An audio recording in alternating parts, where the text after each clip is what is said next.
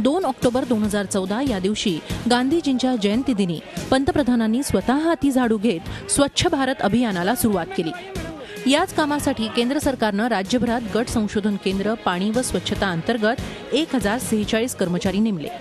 Masters in social work ही पदवी घेतलेले हे सर्व कर्मचारी आझाद मैदान साफ करतायत। पण हे त्यांचं स्वच्छता अभियान नाही, तर याद्वारे ते सरकारचा निषेध नोंदवतायत। गावोगावी जाऊन हे कर्मचारी शौचालय बांधून देतात। अंगणवाडी, शाळा, ग्रामीण भागात घरोघरी जाऊन स्वच्छतेचं महत्त्व पटवून देतात। हे सर्व करण्यासाठी त्यांना केवळ 6000 रुपये मानधन देण्यात येतं। गावोगावी फिरण्यासाठी कोणतंही वाहन नाही, त्यासाठी पैसेही देण्यात येत नाहीत।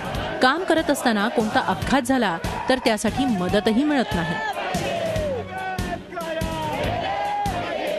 शाळा असेल, अंगणवाडी असेल, अगदी आरोग्य हे असेल, केंद्र असेल, याच्यामध्ये सुद्धा समन्वय साधण्याचं काम खऱ्या अर्थानं आमचा BRC कर्मचारी करत असताना त्याला मात्र तुटपुंजा मानधनावर काम करावं लागतंय। आणि ह्या फिरत असताना त्याला कुठल्याही पद्धतीचं इन्शुरन्स नाहीये। म्हणजे आमचे 2 सहकारी या कामकाजाच्या दरम्यानच्या काळामध्ये एक्सपायर झाले, पण त्याला कुठलाही लाभ शासनाकडून मिळाला नाही। स्वच्छ भारत अभियानात पंतप्रधानांनी सचिन तेंडुलकर, अमिताभ बच्चन, आमिर खान, सलमान खान, सानिया मिर्झा, कपिल शर्मा अशा बड्या सेलिब्रिटींनाही सामील करून घेतलं।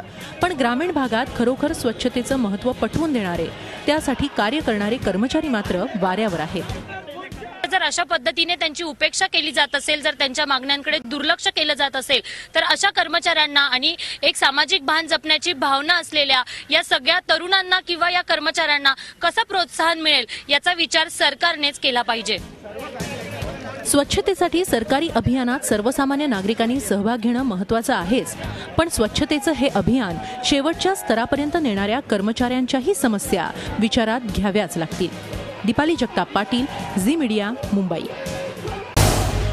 झी 24 तास रहा एक पाऊल पुढे।